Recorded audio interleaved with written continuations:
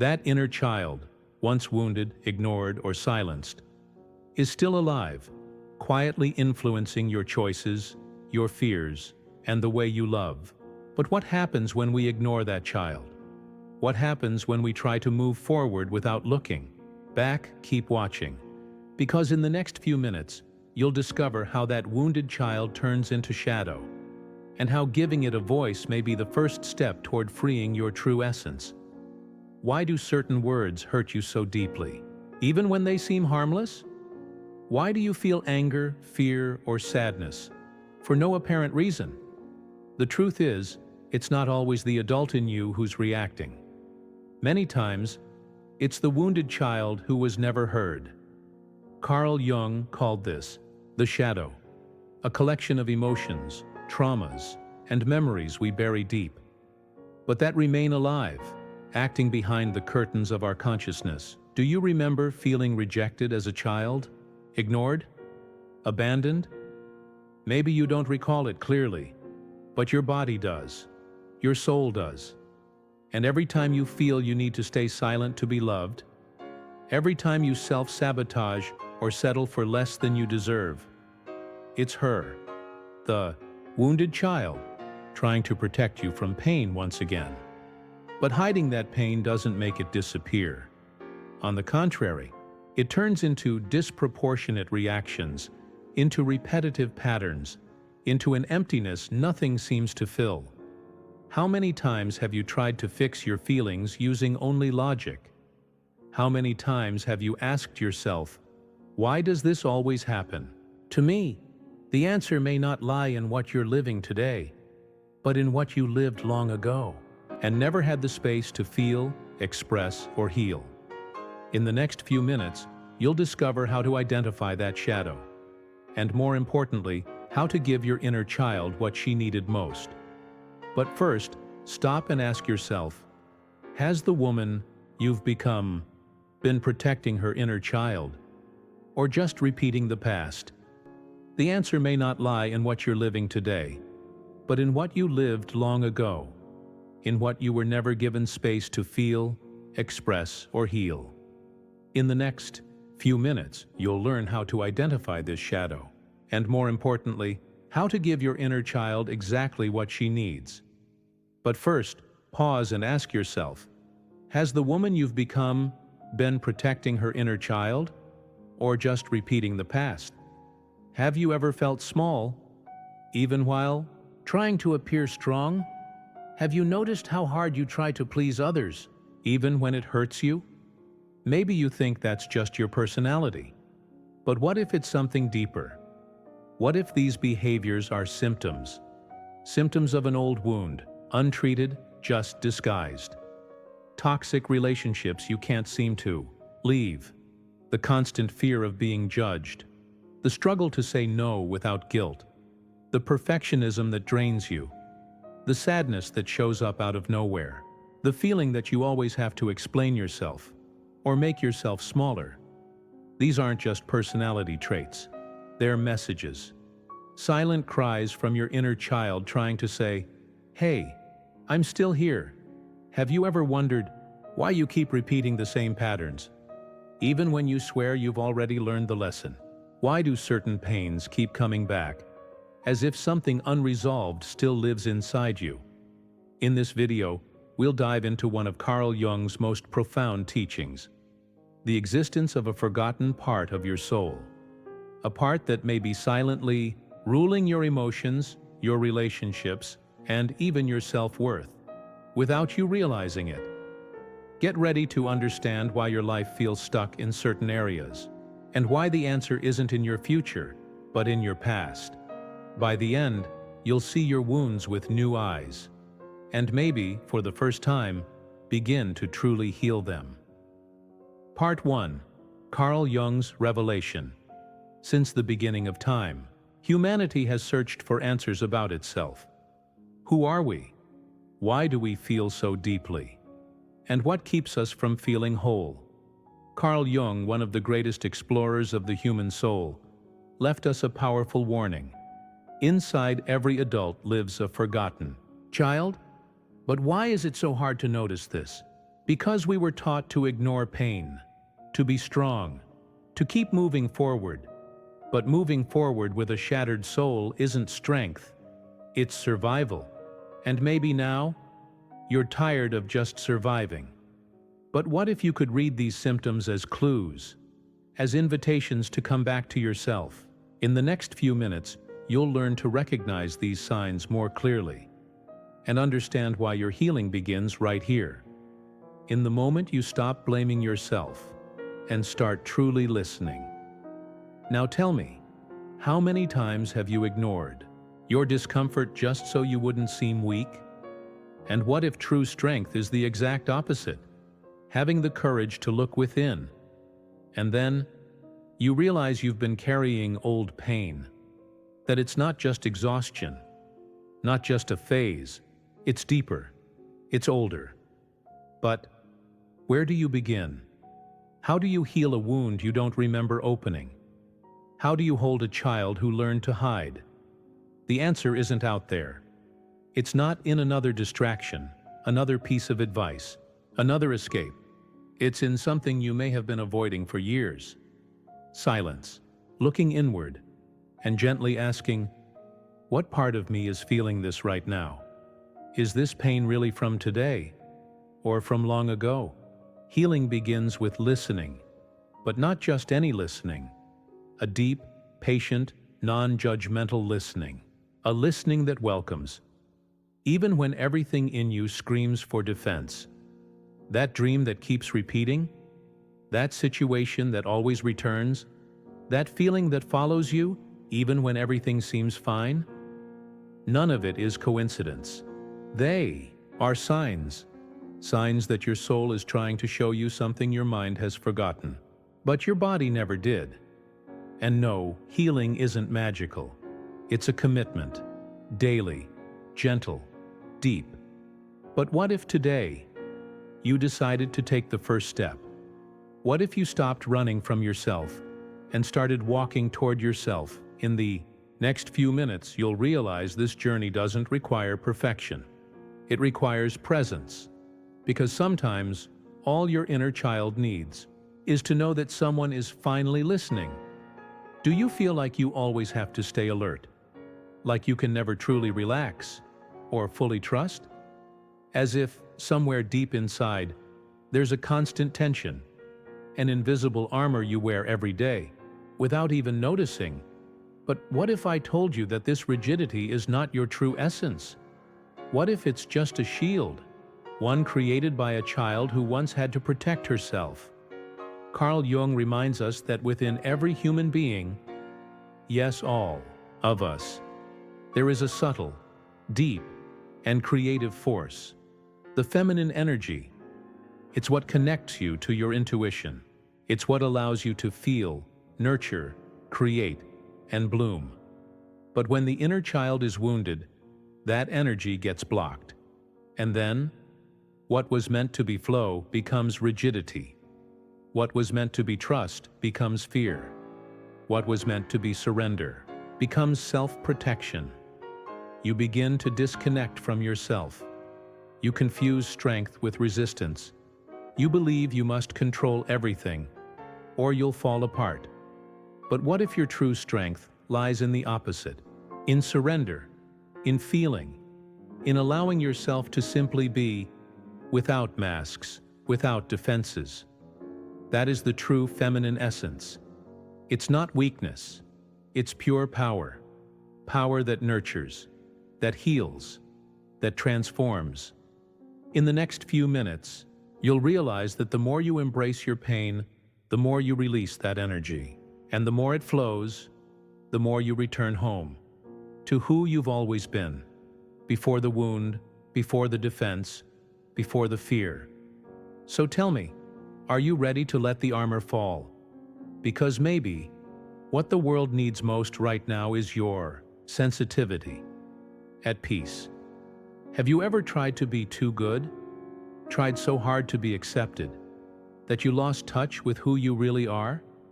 Know this: everything you repress, everything you judge in yourself, doesn't just disappear. It transforms. It becomes shadow.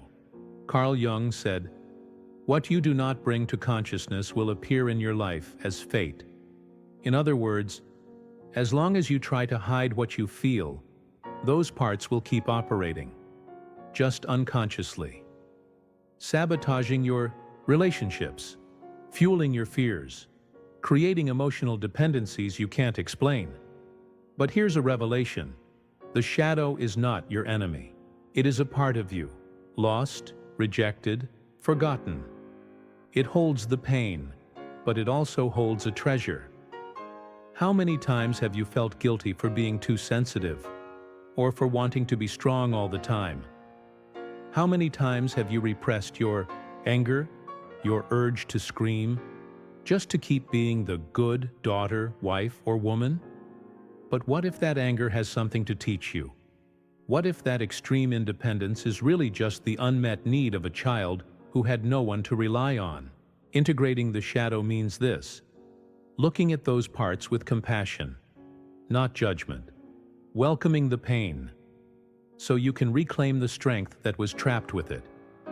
In the next few minutes, you'll understand that healing doesn't mean erasing the past. It means transforming pain into awareness. Because the more you reject parts of yourself, the further you feel from wholeness. Now think, what part of you have you been trying to hide? Maybe it's time to invite her to sit beside you and listen to her with love. How many times have you looked in the mirror and didn't recognize yourself? How many times have you silenced your pain just to stay strong for everyone else? How many times have you begged for crumbs of love, thinking that's all you deserved? The truth is harsh, but freeing.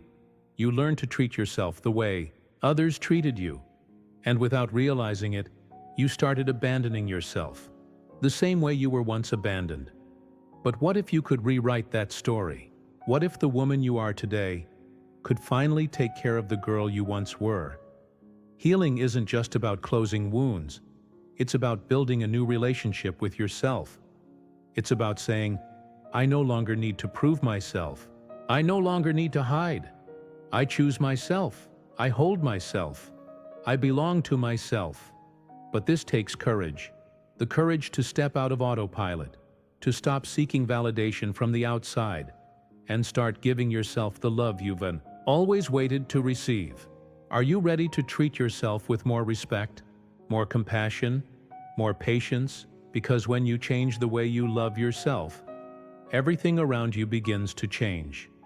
Relationships, choices, opportunities.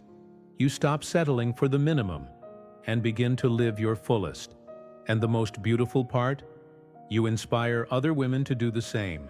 Because your self-love doesn't just heal your story, it heals everything that comes after.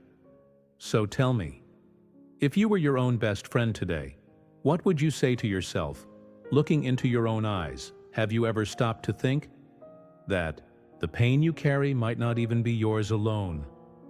That this fear of speaking up, this guilt in feeling pleasure, this struggle to trust, might come from stories that began long before you were born? We are made of layers. Layers of memories, experiences, and invisible inheritances. How many women in your lineage were also silenced? How many gave up on themselves to keep the peace? How many swallowed their tears just to appear strong? But what if, with you, this cycle could end? When you heal your inner child, you're not just healing yourself, you're healing all the women who came before you, and opening the path so those who come after can live with more freedom.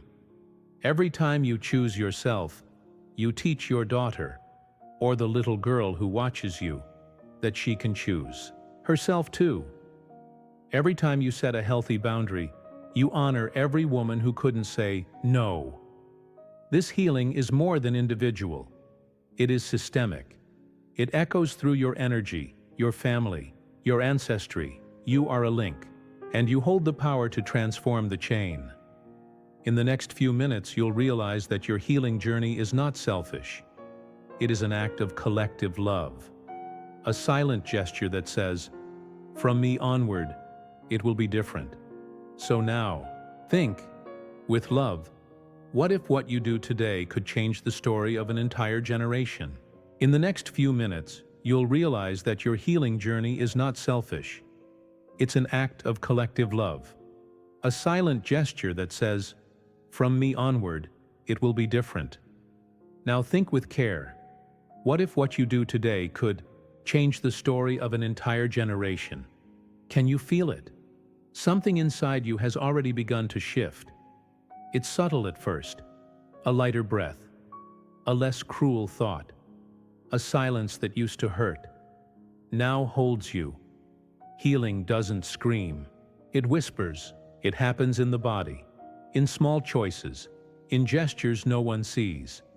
You begin to say no without apologizing, to rest without guilt, to look into someone's eyes with presence, not fear.